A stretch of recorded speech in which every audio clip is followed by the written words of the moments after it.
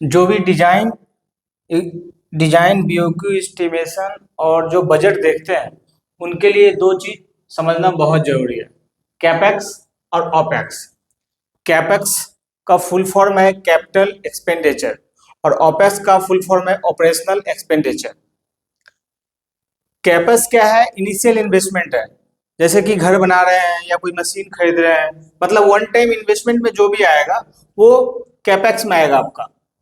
और जो आपका डेली, आवरली, मंथली, ईयरली आएगा एक्सपेंस, वो आएगा ओपेक्स में। जैसे कि बिजली बिल हो गया, डीजल हो गया, पेट्रोल हो गया, ऑफिस का खर्चा हो गया, बिल्डिंग का मेंटेनेंस हो गया, वो सारे आएंगे ओपेक्स में। तो ये दो चीज को समझना बहुत जरूरी है। जैसे कि आप किसी क्लाइंट के लिए कोई डिजाइन कर रहे हैं तो क्लाइंट पूछेगा जो आपने सिस्टम डिजाइन किया है उसमें कैपेक्स कितना है और ओपेक्स कितना है। ओपेक्स मतलब इसका डेली का खर्चा कितना है या आवरली खर्चा कितना है, मंथली खर्चा कितना है, वो आपको बताना पड़ेगा ओपेक्स में।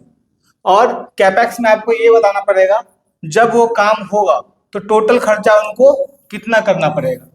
ठीक है, हो सकता है आपने जो डिजाइन किया है उसमें कैपेक्स का जो है कम आ रहा हो और ओपेक्स जो है सो ज्यादा आ रहा हो, तो क्लाइंट आपसे पूछ सकता है आप एक काम करो, आप जो है कैपेक्स में खर्चा ज्यादा करो, लेकिन जो ओपेक्स है, ऑपरेशनल एक्सपेंडिचर है, उसमें खर्चा कम होना चाहिए।